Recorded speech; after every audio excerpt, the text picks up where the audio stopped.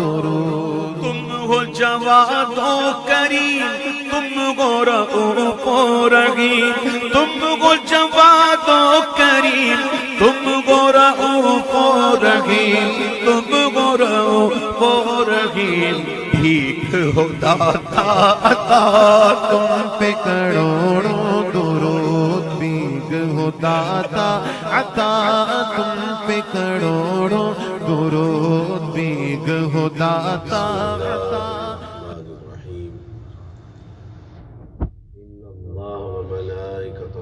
يصلون على النبي يا أيها الذين آمنوا صلوا عليه وسلموا تسليما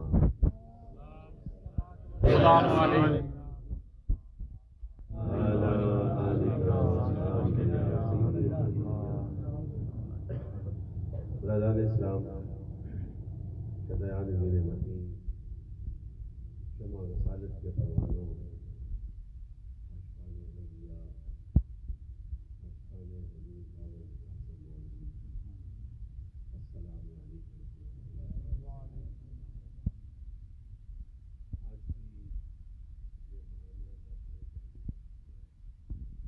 یہ سالانہ عشق و مستی کی بھی محفل یہ ذکر سبحانی کے فیض و برکات کا یہ فیضان ہے اور میرا تو ایمان ہے سارا سال جو سفر کرتا ہوں ہر مقام پہ ایسی با مقصد عشق و مستی سے لدی ہوئی محفلیں میسر آتی ہیں اور دبئی کی سرزمین پر یقین جانے مجھے بھی 30 سال سے زیادہ عرصہ ہو چکا ہے اور جب بھی میں آیا شب و روز آپ کے چہروں کو دیکھ کر ہر نئی صبح ہر شام کو ایک نئی مستی کے ساتھ اس محفل کو سجایا جاتا ہے تو یہ چہروں پہ مستیاں یہ دلوں پہ جو ہے بڑی مستیاں پیدا ہوتی ہیں یہ کیسے ہوتی ہیں یہ ساری باتیں جو ہیں یہ نسبتوں سے حاصل ہوتی ہیں جب نسبت کو کامل کر لو گے نا تو پھر ظاہر بھی چمکے گا اور باطن بھی کیونکہ اس کائنات کی ہر شے کی تخلیق جو ہے اس کی نشو و نما اس کے وجود کی بقا اس کا ارتقا اس واجب الوجود اللہ کے کرم کی محتاج ہے اور اس ذاتیات کو دیکھنے کے لیے کہیں دور نہیں جانا پڑتا دل کی آنکھ کو کھولنا ہوتا ہے ایک تو ظاہر کی آنکھ ہے نا ایک دل کی آنکھ ہے اور یہ دل کی آنکھ کیسے کھلتی ہے یہ ایک ہی راستہ ہے وہ اہل نظر کے ساتھ نظر ملانے سے آگے آ جاؤ پھر مزہ آتا ہے یہ اہل نظر کون ہوتے ہیں ہائے ہائے اہل نظر کون ہے سادے لفظوں میں اہل طریقت جنہیں ہم کہتے ہیں اہل معرفت کہتے ہیں عشق و مستی میں ڈوبے ہوئے ان ہستیوں کو پکارتے ہیں یہ کون ہے ایک ہی تعریف جو ہے سادے لفظوں میں یہ وہ ہیں کہ جن کا ظاہر باطن سے حسین تعلق یعنی کہ اندر کی دنیا باہر سے اچھی اور باہر کی دنیا اندر سے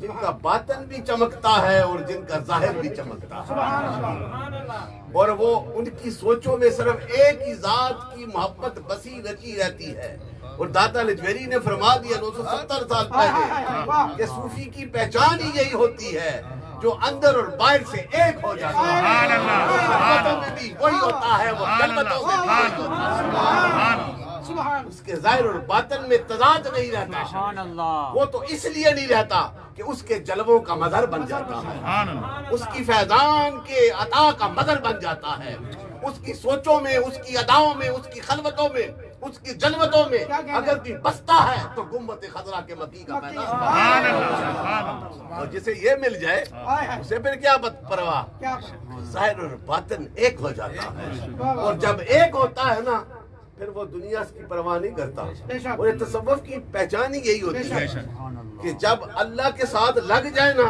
تو پھر دنیا کو ہٹا دیتا ہے جب رب کے ساتھ لگ جائے تو پھر دنیا کو ہٹا دیتا ہے اور جب دنیا کے ساتھ لگتا ہے تو نفس کو مٹا دیتا ہے پھر نفس کو مٹا دیتا ہے اور جس میں یہ آ جائے اسے ہم صوفی کہتے ہیں اسے کہتے ہیں کہ وہ صاف ہے highly purified personalities who devoted and sacrificed their lives to attain the love of Allah and the love of the Sayyidina Muhammad sallallahu alaihi wasallam. That is the criteria of the Sufism. Father, Sufis like earth which support the innocents, and like the sky which shades everyone, and like the rains which washes everyone. Baghdadi نے کہا ہے، میں نے انگریزی میری زبان پہ آ گئی. تو یہ صوفی کا کمال ہی یہی ہے، جب بارش برستی ہے تو وہ محل کو نہیں دیکھتی، وہ غریب کی جھونپڑی کو نہیں دیکھتی، وہ برستی ہے تو دونوں پہ برس جاتی ہے. اور جب نوبی صوفی کی نگاہ پڑتی ہے تو یہ نہیں دیکھتا کہ امیر ہے یا غریب ہے، اس کی نگاہ اس کے سینے کو نپ کے جلبوں سے اس کے اندر فیضان آ جاتا ہے. یہ صوفیہ کی تعلیم ہے. آج کتنے کتنے عرصے سے گزر چکے، لیکن آج بھی ان کے نام لیتے ہیں تو مست ہو جاتے ہیں. ہوتے کہ نہیں ہوتے؟ بلے شاہ کا ذکر کریں تو مست، سلطان باہو رحمۃ اللہ علیہ کا ذکر کریں تو مست، حضرت سیف الملوک کا ذکر کریں تو مست. کیوں؟ بابا فرید کا ذکر کریں تو مست. کیوں مست ہوتے ہیں؟ انہوں نے جو ہے نا وہ نظارے جو لکھے ہیں نا، وہ نظارے دیکھے ہیں تو لکھا ہے. اور جس نے دیکھ کے لکھا ہے نا، اس کا لکھنے میں اتنی طاقت ہے، ان کے جانے کے بعد بھی جب بھی کوئی پڑھتا ہے تو پھر وہی منظر یاد آ جاتا ہے. پتھر دل گلاب نہیں ہوتے. کیا بلے شاہ نے، میں تو اس کا عاشق ہوں، کہ پتھر دل گلاب نہیں ہوتے تے کورے کاغذ کتاب نہیں ہوتے. بلے شاہ جلائیے یاریاں تے یارہ نال حساب نہیں. ابو بکر نے جب یاری لائی تو حساب نہیں کیا کہ میں زیادہ دولت والا ہوں، میں زیادہ طاقت والا ہوں. بس یہی کیا کہ میری جو کچھ بھی ہے، میری ہر سوچ اٹھ کے قدموں پہ نچھاور. پھر وہ شان ملی ہے، پھر وہ فیض ملا ہے، نقشبندی فیض جو ہے. اور یہ ایسا فیض ہے، یاد رکھنا، سارے اعلیٰ ہیں لیکن نقشبندیت کا فیض کا یہ کمال ہے جہاں تمام سلاسل کی انتہا ہوتی ہے. میں نہیں کہہ رہا، یہ وقت کے ایک صوفی نے کہا ہے، اس کی نظر پاک ہے. جہاں سارے سلاسل کی انتہا ہوتی ہے وہاں پہ نقشبندیوں کی ابتدا ہوتی ہے. یہ پیوریفیکیشن کی منزلوں کے حوالے سے انہوں نے کہا ہے تو سٹیٹس میں سب برابر ہے، لیکن جس کا تقوی سب سے اعلیٰ ہوتا ہے، جس کی عجز و انکساری سب سے اعلیٰ ہوتا ہے، جس کی سوچوں کے ہر لمحوں میں ہر زاویے سے اگر کوئی بستا ہے تو وہ ذات مصطفیٰ ہے. اس لیے تو حضور نے اپنی نور والی زبان سے کہا تھا. That was the beautiful saying of the Prophet Islam regarding the status of his first Khalifa Sayyidina Abu Bakr Siddiq Tanah. یہ اللہ کا حبیب مینشن کر رہا ہے، وہ رب کی رضا کے مطابق کہ کہا کہ جو کچھ رب نے میرے سینے میں ڈالا ہے میں نے ابو بکر کے سینے میں ڈالا. اس لیے نقشبندیوں کا فیض اعلیٰ. یہ ہر ایک اپنا اپنا مقام ہے، ہر ایک کی اپنی اپنی جستجو ہے. اور جب یہ فیضان، یہ صوفیہ کا فیضان، یہ صوفیہ کا فیضان چلتا ہے، اب یہ مختلف رنگوں میں چلتا ہے. نقشبندی تو بات بہت ہی نقشبند کے نام سے ہے، یہ تو ابو بکر کے سینے سے چلتا ہے. اور بایزید بوستامی آیا ہے. یہ میں صوفیہ کے اس لیے آج تذکرہ کر رہا ہوں کہ ہم 11ویں کیوں مناتے ہیں، ہم ذکر کی محفلیں کیوں سجاتے ہیں، ہم حضور کی محفلوں میں حضور کی مدح سرائی کیوں کرتے ہیں، ہم ذکر مصطفیٰ سے اپنے آپ کے اندر مستیاں کیوں پیدا کرتے ہیں. انہوں نے کتنے خوبصورت پیارے انداز کے ساتھ یہ پڑھی ہے، جو کمال کر دیا ہے. پڑھنے کا اپنا اپنا انداز ہوتا ہے. اور یہ بھی یاد رکھو کہ جو کہ پڑھتا ہے نا وہ کسی پہ بھی احسان نہیں، لیکن اگر اس کی خدمت کرتا ہے تو میرے رسول کرم فرماتے ہیں. رسول نے چادر عطا فرمائی تھی، آپ بن زہر کو چادر دے دی تھی جب اس نے میرے نبی کی شان کا تذکرہ کیا. انگلی مبارک ایسے کیا، دیکھو یہ کیا کہہ رہا ہے، ادھر آ جاؤ، ادھر سے. یہ کمال تھا. یہ ہے مدح سرائی کا.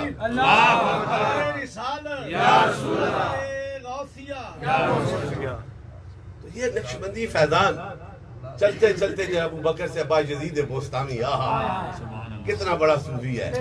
اب آپ نے میں یہ اپنی گفتگو کا حصہ بنا کے تسلسل اس لیے چل رہا ہوں کہ بایزید بوستامی کو یہ مقام ہے کہ جن کی قبر انور پہ داتا لجویری جیسا آیا، وہ اپنی داڑھی سے ان کی قبر مبارک پہ بھاڑیاں دیتا ہے. اور وہ داتا لجویری لاہور میں بیٹھا ہے اس دریا راوی کے کنارے، اتنی شان والا کہ جس کے متعلق غوث پاک نے فرمایا اگر میں ان کے اس زمانے میں ہوتا تو بیعت کرتا داتا لجویری. داتا لجویری اپنی داڑھی سے بایزید کی قبر کو صاف کرتا. پھر میرے بایزید کا مقام کیسے ہے، کتنا بڑا مقام ہے بایزید بوستامی کا. اس لیے کہ انہوں نے رب کے جلووں کا مشاہدہ کیا، فیضان حاصل کیے ہیں۔ اور وہ فیض چلتے چلتے جب بھائیو بہاؤالدین نقش بند کے سینے میں آتا ہے، یہ بخارا میں بہاؤالدین نقش بند جیسے نقش بندی اب مشہور ہوئے ہیں، ان کے سینے میں آتا ہے نا، تو انہیں کیا اختیار ملا؟ آپ فرماتے ہیں کہ میرا کوئی مرید ہو جائے نا، میری ارادت میں آ جائے اور اس دنیا سے چلا جائے، تو جس قبرستان میں میرے مرید کی قبر ہوگی، یہ دیکھو اس مرید کی شان دیکھو، بہاؤالدین نقش بند کی نہیں میں بیان کی ابھی، کہا کہ اس قبرستان میں، جس قبرستان میں میرا مرید مدفن ہوگا، 50 ہاتھ دائیں بائیں آگے پیچھے قبروں سے رب عذاب اٹھا دے گا۔ یہ ہے نقش بند کا فیضان۔ پھر وہ وہاں سے چلتا ہے تو برصغیر پاک و ہند میں آتا ہے اور فکری صوفی کے سینے میں مچلتا ہے۔ فکری صوفی میں اس لیے کہتا ہوں کہ ہماری سوچوں میں انقلاب پیدا کیا تو حضرت مدد الافسانی نے، آج یہ بستیاں نظر آتی ہیں، آج یہ محفلیں سجی نظر آتی ہیں، آج جو ہے نا برصغیر کی بات کر رہا ہوں، مساجد میں اذانیں نظر آتی ہیں، سنی جاتی ہیں، محفلیں سنی جاتی ہیں، واز ہوتے ہیں، تقاریر ہوتی ہیں، جشن منائے جاتے ہیں، مولود کا تذکرہ کیا جاتا ہے، یہ سارا کمال ہے تو شیخ سرہندی کی اس فکر کا کمال ہے۔ یہ حقیقت ہم تاریخ کو پڑھ کر دیکھو کہ شیخ سرہندی نے کتنا بڑا انقلاب پیدا کیا۔ اکبر نے تو چلا دیا تھا دین الہی، اور اکبر کو چلانے والے بھی ہمارے جیسے سو کالڈ مسلمان، لیکن انہیں کیا پتا تم اکبر کے قرب میں رہتے ہو اور مجد الافسانی میرے آقا کے قرب میں رہتے ہو۔ وہ فراں کی چوٹیوں سے جو نور میرے آقا کے سینے میں آیا ہے، اس نور کا جو علم بردار ہے وہ جو ہے شیخ سرہندی فاروقی ہے۔ اور وہاں پہ انہوں نے جب یہ اعلان کیا، اس کی سوچیں تو کتابوں تک مفقود ہو گئیں، اور شیخ سرہندی کی زبان سے جو عشق کا نغمہ نکلا تھا اور آج بھی وہ اسی طرح جاری و ساری نظر آتی ہے۔ یہ صوفیہ کا کمال ہے۔ وہ شیخ سرہندی اتنا مقام والا، شیخ سرہندی کا کیا مقام ہے؟ آپ قبرستان سے گزر رہے تھے تو آپ کے ذہن میں اس حدیث کا مفہوم آیا کہ جو باعمل عالم ہوتا ہے جب قبرستان سے گزرے تو 40 دن کے لیے قبر سے عذاب کو اٹھا دیا جاتا ہے۔ یہ آپ کے مفہوم آیا تو میرے رب نے القاء کر دیا کہ جس قبرستان سے مجدد تو گزر رہا ہے، قیامت تک کے لیے رب نے اعتراف کر دیا۔ یہ اختیار ہے نا، یہ اختیار ہے، اسے عطا کر دیے گئے۔ وہ کیسے انہیں ملی یہ چیزیں، یہ شانیں کیسے ملی؟ ایک ہی راکی راستہ ہے، وہ در رسول کا، جس نے اس نبی سے وفا کر لی انہیں یہ فیض حاصل ہو گیا۔ اور یہ دیکھو نا پھر کیسے آگے چلا۔ آج آتا ہے تو کنیا شیف سے موڑا شیف کی وادی میں آتا ہے۔ خواجہ قاسم مولوی بیٹھے نا، پتھر پہ بیٹھا، آج سے 200 سال کی بات، نہ کوئی دنیا کی کمیونیکیشن کے وسائل ہیں، نہ کوئی سڑکیں ہیں، نہ کچھ ہے، نہ کچھ بھی نہیں، لیکن اس ولی کے سینے میں عشق رسول کا فیض آباد ہے، میرے نبی کی وفاداریوں کا فیض آباد ہے، میرے نبی کے ذکر کے جلووں کا فیض آباد ہے، میرے نبی کے ذکر کا فیضان آباد ہے، میرے نبی کی سنتوں کا فیضان آباد ہے، میرے نبی کی وہ تعلیمات جو حضور کے سینے میں آئیں ان کے سینے میں آباد ہیں۔ اور جس کے سینوں میں اتنے فیضان ہوں، اگر وہ ویرانوں میں بیٹھتا ہے تو رب کے جلووں کا فیض آتا ہے۔ ہوا کہ نہیں ہوا؟ یہ تو ہم نے دیکھا ہے نا کہ موڑا شیف میں اب کیا کچھ نہیں ہے۔ اور میرے بابا کی نظر اتنی کامل کہ کہا کہ سامنے والے پہاڑ سے گزرے نا تو ماڑے ہر تک سیدھے اس کی بھی فیض ہو جائے۔ یہ اختیار ہے نا، یہ اختیار ایسے نہیں ملتے، انہی کو ملتے ہیں جو در رسول کے گلا جاتے ہیں، جو حضور کے وفادار ہو جاتے ہیں۔ اور وہ بابا جی قاسم مولوی جن کے کتنے خلفاء ہیں، ان میں سے بے شمار بہت ہیں، لیکن میں ایک کا تذکرہ آج کرنے لگا ہوں، وہ بنگالی شیف کا، پیر امام علی شاہ کا۔ ان کو فیض کیسے ملا، اور ان کے آگے صاحبزادے سلطان علی شاہ، وہ مجھے ملے نا تو مجھے کہنے لگے، میرے والد فوج میں امام تھے، پیر امام علی شاہ صاحب، دین کے شریعت کے علم تو بہت تھے، آل رسول، کہا کہ لیکن سینہ پھر بھی نہیں چل رہا تھا۔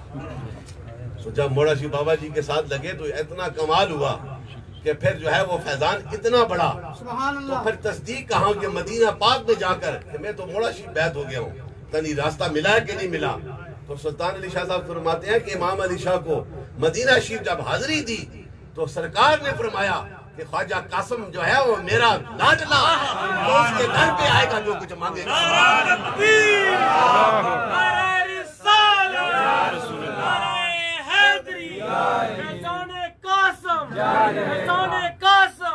یہ دوسری بات کوٹ کلا شیخ والے پیر مقصود علی شاہ صاحب، پیر باقر شاہ صاحب جن کا ابھی وصال ہوا ہے، ان کے والد گرامی، انہوں نے 8 سال تک بغداد شریف میں خدمت کی، باریاں دی. یہ ان کی روایت ہے. پیر باقر شاہ صاحب اللہ جنت نصیب کرے، مجھے خود سنایا ہے. شاہی فتح محمد صاحب اور پیر مقصود علی شاہ صاحب بغداد میں تھے، یہ دونوں بابا جی صاحب کے خلفاء میں تھے، ابھی بیعت نہیں ہوئے تھے. وہ اس مقصد کے لیے گئے کہ پیران پیر کے دربار میں جاتے ہیں، فیض حاصل کرتے ہیں. کہتے ہیں میں نے 8 سال زندگی گزاری، 8 سال کے بعد شہنشاہ بغداد نے اپنے جلوے دکھائے اور فرمایا کہ تیری منزل ہو گئی پوری، لیکن تیرا فیض میرے پیار والے ساتھی خواجہ قاسم کے ہاتھ میں ہے. انہوں نے کہا مجھے تو پتہ نہیں، اگا ہند میں ہے جہاں خواجہ قاسم موڑی. اور آپ کہتے ہیں کہ جب یہ کہا نا تو میں آیا اور موڑا شریف میں آ کے بابا جی صاحب نے اپنے سینے سے لگایا. آج یہ عالم ہے کہ موڑا شریف کا کوئی مرید چلا جائے نا، وہ صاحبزادے کھڑے ہو جاتے ہیں کہ میرے لیے تو یہ بھی شہزادہ آ گیا. عمر بادشاہ گیا، ان کے ساتھ جو ڈرائیور تھا اس کے ہاتھ میں وہ رونے لگ پڑا. شاہ جی ہمیں یہ نہ کریں، کہا تمہارا اور مقام ہے، تم ان کے قریب رہتے ہو کہ جو وقت کا غوث ہے اس کی اولاد. یہ نسبت ہے نا، نسبت سے باہر ہوتی ہے. ایسے نہیں عمر فاروق نے کہا تھا اس پتھر کو کہ تو پتھر ہے، تیری حیثیت پتھر ہے، لیکن میں اس لیے بوسے دیتا ہوں کہ میں نے اپنی سرکار کے نور والے ہونٹ تیرے ہاتھ لگتے ہوئے. شبر یہ نام ملا ہے نا. یہ نسبت ہوتی ہے. جس نے نسبت کو کامل کر لیا، خدا کی قسم آج بھی مانگ کر دیکھو، کملی والا عطا کرتا ہے. مشکلیں آسان ہوتی ہیں، ساری جو ہے نا بیماریاں دور ہوتی ہیں.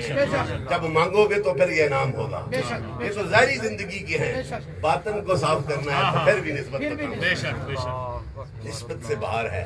اور جس طرح پھر یہ نقشبندی فیض جن کا میں مرید بھی ہوں، میرے دادا حضور خواجہ غریب النواز کی محمد فیض خان، انہوں نے تذکرہ کیا تو وہ بات میرے ذہن میں بھی آئی کہ میں خواجہ غریب النواز ان کے قریب بھی رہا. اور یہ میری داڑھی سے سوچی ہے، میں شیو نہیں کی.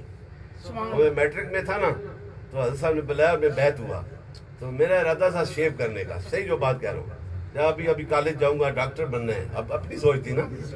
میرے بابا دادا جی نے دونوں ہاتھ ایسے لگائے، کہا اس کی نہ صاف کری، پر مجھے ہوتا ہے نا خیال تالی ادھر آسی وہ ہاتھ ایسے لگے کہ ساری صحیح آ گئی. کمال نہیں ہے. یہ ان کا اس ولی کامل کی نگاہ تھی، خدا کی قسم. تو آپ کے ارد گرد میں یہ آگے میں سنائی ہے، لیکن اس گفتگو کا حصہ کس لیے کہ آج یہ 11ویں شریف کی صوفیاء کا تذکرہ کر رہا ہوں. تو آپ کے سامنے والے پہاڑ ہے، یہ باڑیاں سے اوپر ہے. وہاں کے ایک مولانا صاحب دوسرے اسکول آف تھاٹ کے جوان تھے، بڑا قرآن پڑھتے اور بڑے تفسیریں بیان کرتے. پھر کہتے کوئی موڑا نہیں، کوئی گولڑا نہیں. یہ صحیح حقیقت سنا رہا ہوں. یاسین عباسی کے رشتہ دار ہیں، ریکارڈنگ بھی ہو رہی ہے. وہ منع کرتے، ان کے بزرگ موڑا شریف رہا کرتے تھے. اس کی مستی میں تھا اپنی جوانی میں، وہ بیمار ہو گیا. کچھ 6-7 مہینے کے بعد زور شور لگا کے لوگوں کو یہ نہیں کرنا، ادھر نہ جایا کرو موڑا شریف. کیا کرنے جائے تھے. 6 مہینے کے بعد جب بیمار ہوا نا، یہ حقیقت سنا رہا ہوں، میرے خواجہ کا مقام اس سے بلند ہے. یہ باتیں کر کے ہم اپنے ایمان کو تازہ کرتے ہیں. ان کا تو بڑا مقام ہے، انہیں اس کی ضرورت ہی نہیں ہے. صوفی کو کیا ضرورت کہ اس کی تعریف کرے. صوفی کی کرامت کا محتاج تو نہیں ہوتا، نبی معجزوں کا محتاج تو نہیں ہوتا. جس کے جلووں میں اس کا فیض، اس سے کیا پرواہ ہے. یہ ہدایت کے لیے یہ پیغام دیا جاتا ہے. تو اس نے نا وہ بیمار ہو گیا، بڑے علاج ادھر ادھر، خدا کی قسم لا علاج ہو گیا. منجی چارپائی پہ پڑ گیا، چل بھی نہ سکے. رو رہے ہیں سارے، جوان بچہ ہے، کیا ہو گیا. آخر سارے طرف سے جب دروازے بند ہوئے نا تو اس کے والد نے کہا ایک دفعہ اس کی موڑا شریف کی نہیں جائے. پیر خان صاحب کو یہ جب جن کی وہ مخالفت کرتا تھا تو ان کے پاس لے جاؤ. خیر ہے یہ بھی ازما لو، لیکن اس کی نیت صاف تھی. اس کی نیت صاف تھی. جب کہتے کہ چارپائی پہ، یہ حقیقت، چارپائی پہ اٹھا کے اسے موڑا شریف کے لائے، دربار کے سامنے آگے پہلے کچا ہوتا تھا، پکا ہے وہ، وہاں پہ رکھا، اندر گئے نا تو اندر بغیر ان کہنے میرے دادا حضور نے کہا ماڑے بچے کی کچھ نہیں، جو عزیتیں دے اور اس کو دعا دے، یہ تو نبی کی سنت ہے نا، یہ تو نبی کی ادا ہے کہ جو میرے نبی سرکار کو تنگ کرتے تھے ان کے لیے بھی بخشش کی دعائیں کرتے ہیں۔ یہ صوفیاء کا طریقہ ہے، یہ اہل اللہ کا طریقہ ہے۔ تو آپ نے کہا اس کی کچھ نہیں، وہ اندر لے آئے چارپائی سمیت، آپ نے ہاتھ پھیرا، جو کلام پڑھا، اسے کہا کھڑے ہو جا، وہ کھڑا ہو گیا، وہ چل نہیں سکتا تھا، کھڑا ہو گیا، کہا اس کی کچھ نہیں، بس اتنا ہی کہنا تھا اور کوئی لمبی بات نہیں کی۔ اور اس کے بعد لنگر کھایا، اور نے اس کی لنگر کھلاؤ، چڑھا مخالف سی نا، اس کی لنگر کھلاؤ، لنگر کھا کے جب وہ گیا نا تو آیا تو چارپائی پہ تک گیا تو اپنے پاؤں پہ چل کر، یہ نگاہ ولی کی بات، یہ شان ہے۔ ان صوفیاء کی حوالوں سے جب ہم بیٹھتے ہیں پھر سوچو نا ان کے روحانی تصرفات کا فیض ہوگا نہیں، شہنشاہ بغداد کا فیض ہوگا کہ نہیں، داتا لجوری کا فیض ہوگا نہیں، محی الدین چشتی سنجری کا فیض ہوگا کہ نہیں، یہ ہے، اور بابا جی قاسم موری کی نظر ہوگی کہ نہیں۔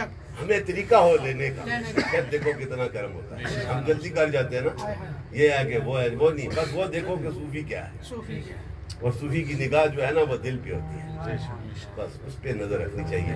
اللہ تعالیٰ، میری طبیعت آج کچھ ٹھیک تھی تو میں نے کہا تھوڑی سی حاضری دلاؤں، ابھی تو میں صرف یہ تھوڑے سے تذکرے کیے ہیں، یہ حضور کی محبتوں کا فیض ہے، اس نبی رحمت کے وفادار بنو۔ مصعب بن عمیر کیا تھا وہ امیر زادہ ہے جی، اور جب کپڑے پہنتا تھا تو حدیث میں نے پڑھا کہ 200 درہم، آج سے 1400 سال پہلے کی بات ہے، اس کی قیمت ہوتی تھی، اور جو خوشبو لگاتا تھا جس گلی سے گزر جائے تو پتہ ہے وہ گزر گیا وہ نوجوان۔ لیکن جب حضور کا غلام بنتا ہے، جب دین حق کی راہ پہ آتا ہے، تو پھر ایک وقت ایسا کہ مدینے میں سرکار بیٹھے ہیں نا تو وہ آ رہا تھا جوان، اور ٹاٹ کے بوریا کا کپڑا لپیٹ گیا، تو حضور نے دیکھے آپ کی آنکھوں میں آنسو آ گئے کہ دیکھو اس کی طرف، یہ وہ ہے کہ ایک وقت مکے میں جس گلی سے گزرتا تھا خوشبو آتی تھی کہ یہ گزر گیا ہے، اور لباس پہنتا تھا، لیکن آج اللہ کے دین کی خاطر اور میرے اس پیغام اور رسالت کی خاطر ان دنیا کے آسائشوں کو چھوڑ کر میرے ساتھ چل رہا ہے۔ کتنا بڑا، جس کی زبان، جس نبی کی زبان سے اس کا تذکرہ ہو، کتنا اعلیٰ ہو، یہ شان ہے ان کو۔ اور غزوہ احد میں ان کی شہادت بھی ہوئی تھی، یہ ہے وہ شان کہ نسبت ہو جائے تو وہ دولتوں والے تو ختم ہو گئے، اور اس نے نسبت کر لی، آج اس کا تذکرہ ہے جی۔ آپ یہاں آئے نا، بیٹھے ابھی کہاں سے، شارجہ سے خلیفہ صاحب آئے، حافظ صاحب آئے، اور ساتھی آئے، یہ کس لیے آئے؟ اپنے کام، آج جمعے کو اور بھی کئی کام، لیکن اوروں کاموں کو پینڈنگ کر کے آج اللہ کے ذکر کی خاطر آئے، انشاءاللہ بامراد ہو کے جاؤ، انعام والے ہو کے جاؤ۔ یہ ہر سال، ہر مہینے محفل سے جانے کا مقصد ہی یہی ہے۔ امام العارفین نے اس کی بنیاد رکھی 40 سال سے پہلے، آج پوری دبئی میں یہ محفلیں ہو رہی ہیں، لیکن موڑاشی کی نسبت سے اس محفل کو جو سجاتا ہے، میرا ایمان ہے میرا رب اس کے دل کو سجا کے، سبحان اللہ۔ جب دنیا کی لالچ نہیں ہوگی تو یہ فیض جاری رہے گا۔ یہاں بھی آیا کریں، بیٹھا کریں، اس میں حصہ بھی ڈالا کریں تاکہ برکت ہو جائے، فیض مال کرم فرما دے۔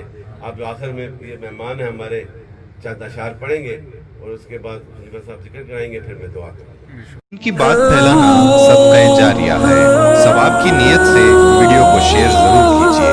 جزاک اللہ۔